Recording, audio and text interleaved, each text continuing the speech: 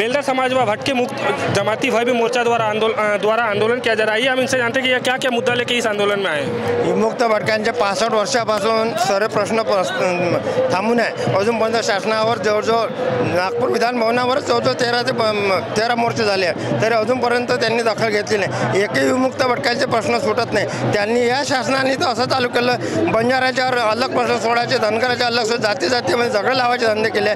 आज मच्छीमाराचा फार मोठा प्रश्न आहे महाराष्ट्रामध्ये, त्यांचा प्रश्न सोडून नाही राहिले। आज कन्नमार जयंती शासनाने अजूनपर्यंत डिक्लेअर केलेली नाही, मेडिकलला नाव दिलेलं नाही, अशा अनेक प्रश्न आहे। विमुक्त भटक्यांची क्रिमिनलची अट आहे, ज्याचं कट रद्द केली पाहिजे। आज 0 माईलची जागा हे त्यांनी गडकरी साहेबांनी आणि देवेंद्र फडणवीस साहेबांनी बळकावली। ते जागा आमची विजय एंट्री दिली पाहिजे। आज ते जागा पडून आहे 0 माईलची, पण ती जागा शासनाने दिली नाही। ते जागा आम्हाला बिगर अट वापस करायला पाहिजे। ज्यांनी हे केली त्यांच्यावर पण कारवाई व्हायला पाहिजे। अशा अनेक क्रिमिनलपासून बेरोजगाराचे प्रश्न आहे। आज विमुक्त भटक्यांना स्थानिक स्वराज्य संस्थेमध्ये राजकीय आरक्षण नाही आहे। बाकी तुम्ही मराठ्याची तुम्ही जनगणना करून आले, आमची का जनगणना नाही? सेंट्रल गव्हर्नमेंटनं परिपत्र काढलं, त्यांना जसे प्रमाणपत्र काढून शोधून देऊन राहिले, तसे विमुक्त भटका जमातीला पण प्रमाणपत्र शोधून दिले पाहिजे। असे अनेक प्रश्न आहे। आज घरकुलची योजना आहे, घरकुलची योजना घर नाही भेटून राहिले। आज आमच्या रमाबाई योजनाप्रमाणे घरकुलची आम्हाला योजना मिळाली पाहिजे, स्कॉलरशिप मिळाली पाहिजे, ते नाही भेटून राहिली।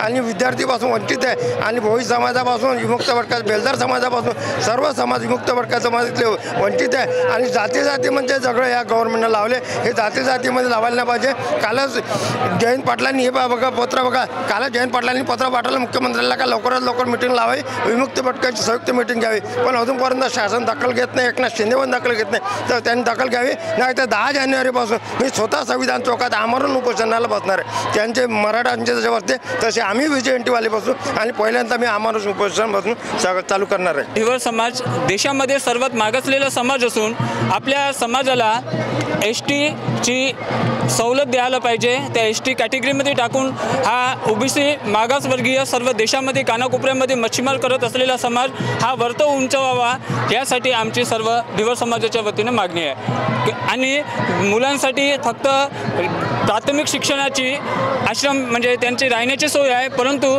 11वी 12वी नंतर किंवा 8वी नंतर लहान मुलाच्या शिक्षणासाठी कुठेही यावर्षी NTची जागा राखीव नव्हती। आणि ती प्रत्येक जिल्ह्यामध्ये शासकीय वसतिगृह निर्माण करावा आणि NTला म्हणजे चांगल्या प्रोत्साहनमध्ये आणण्याची कोशिश करावी।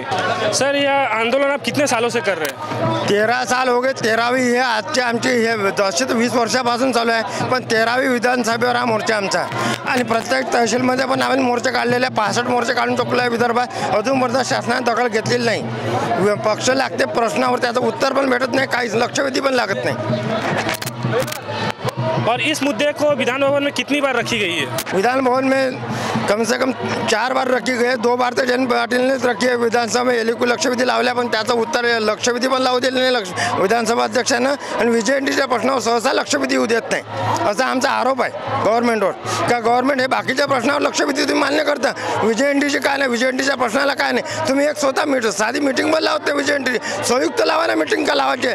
तुम्ही महात्मे साहेबासोबत अलग लावता, एक समाजासोबत अलग लावता। समाजाला झगडे का लावून राहिले? धनगर समाजाचे अलग लावता तुम्ही। जे धनगर समाजाला बाकीच्या समाजाला जे सुविधा दिल्या तर सर्व विजय एंट्रीला दिल्या पाहिजे। एक जातीला अलग अलग तुकडे पाडून तुम्ही असे तुकडे का पाडताय?